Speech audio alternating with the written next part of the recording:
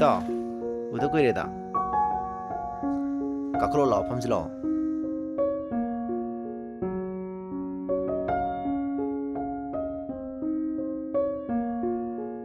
이따 부까이 실루버노 시좀 락브라바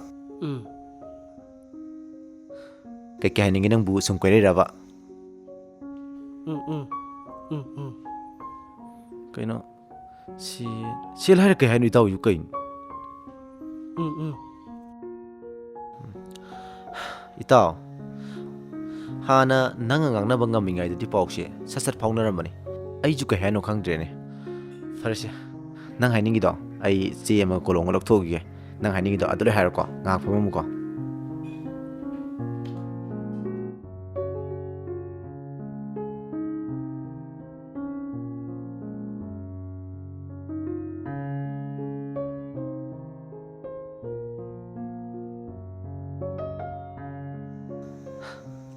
tao na iningi do sida lo iro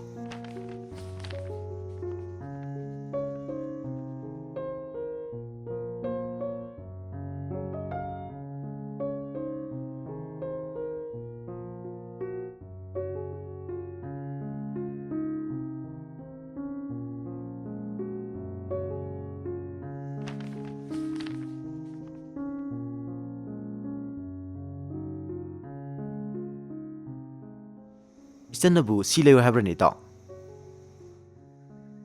jadi khara humjing alawa dudi nang kaino nang atang huli tai dubo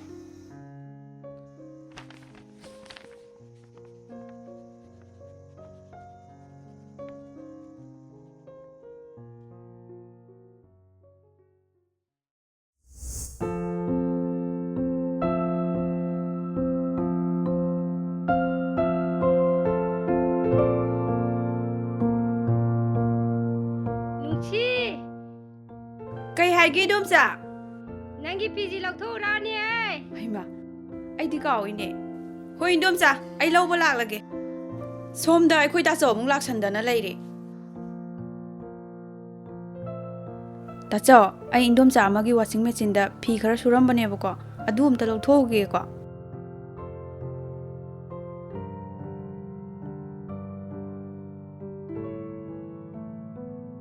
ibai hꯧजिकानजिबो थबक Sapa होद्रिबो अस ग्यान ताद्रेदा हौजिकान की लेना तिना मरक सिदाबा नोमगी सुरा चारिबा खोददी अस कमथिन वाबन लोरे इबाई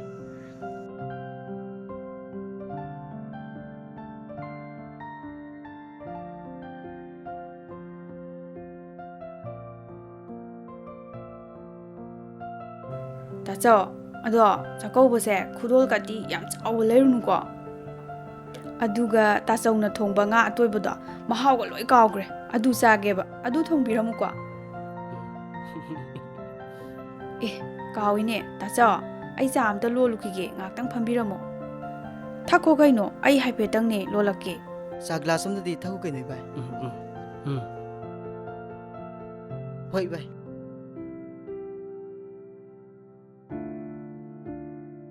tacha ai ngana laktoini chakto aina thongdoini ko ibai adudi akoi sim leurage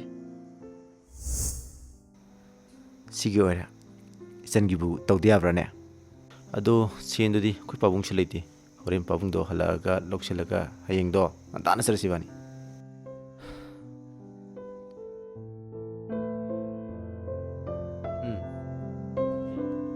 lehore ko tudi ta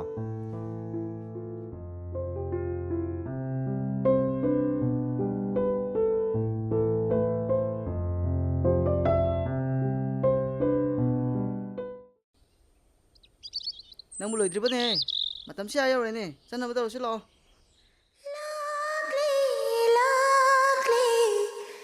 ningol singna khaurang nangai batha hiyangei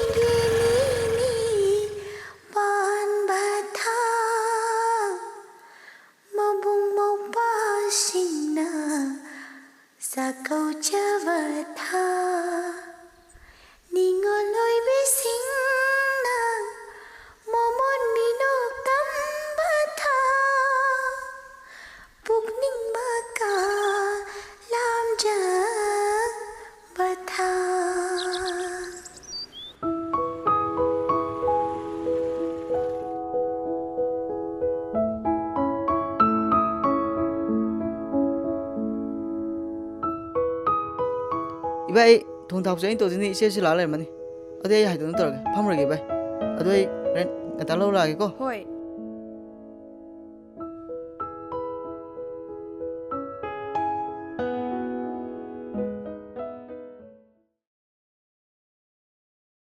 Tacho, tacho. Asi imungda lehoriba washing machine sibu aigi khudol oiduira. Aina tachauda angamba khudol tawbiyo hairaga asuk amal yamba pot sibu karigi leibiramlibano.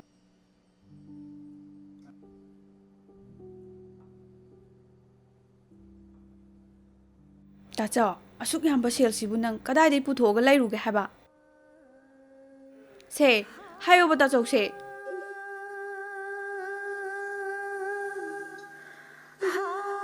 Tacho, nang gari kai chatkrage. Hayo, nang gari yo thonglaga lairibro. Adudi gari do yondradi nang mingonda thamtoira hayo.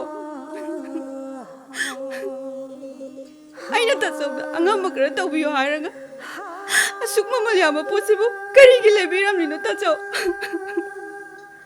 Tacho, karigino nangna dumai tawridubo nasaldi atopa khudol amata pamdiye. Tachau na nungsina aigi kokthakta nanthabibado maduna khwaidagi mamal yamba khudolni khanjaribane. Madudagi hena penba aigi kaisu laite.